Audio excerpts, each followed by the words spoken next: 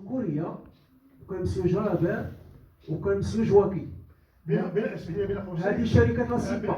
بلا قوسين هادشي كلشي كيتسجل هادشي كيتوثق. نعم شكرا مزيان. هذه الشركه اول شركه اللي كنذكروا على المعالم الصناعيه اللي هي التيمه ديال اليوم. من المعالم الصناعيه من غير الليمون من غير السكر من غير السيمه كاين الحوت. الحوت كاين ثلاثه الشركات. كاين الشركه ديال البرقيس اللي كان فيها جرابير وكوريا وجواكي اللي هي سميتها لاسيمبا، وكاينه الشركه ديال كوكازا، وكاينه الشركه اليهودي اللي كاينه في روشنوار.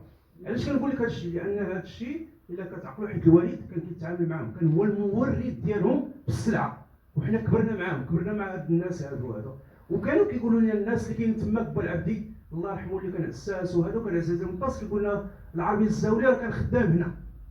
هذا باش نقول ولا بغيتي التفاصيل ديال هذه من بعد من شي جلسه وديروا التفاصيل على هذه الصناعه. لان وكاين واحد القضيه اللي باش نضحكوا شويه الناس.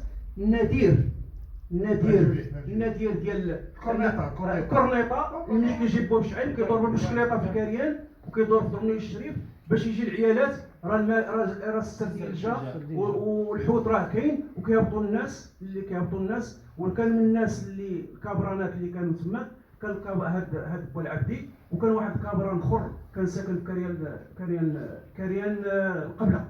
فهاد الناس هما الكابرانات اللي كانوا على هاد العيالات ديال الحوت. وكان العمل النقابي من الناس اللي داروا العمل النقابي مثلا عند اليهودي هي مت هذه واحد السيده كتجي عمت داك الجبوب. فهذه كانت نقابيه كبيره عمت الجبوب، نقابيه كبيره اللي كانت في كوكازا. هذا من بعد نتكلموا على الشيء ونفصلوه من الناحيه النقابيه من ناحيه التاريخ ديالو من ناحيه كيفاش التوريد ديال هذا الشيء كيفاش جات المغاربه شكون اللي جا لها من بعد نتكلموا على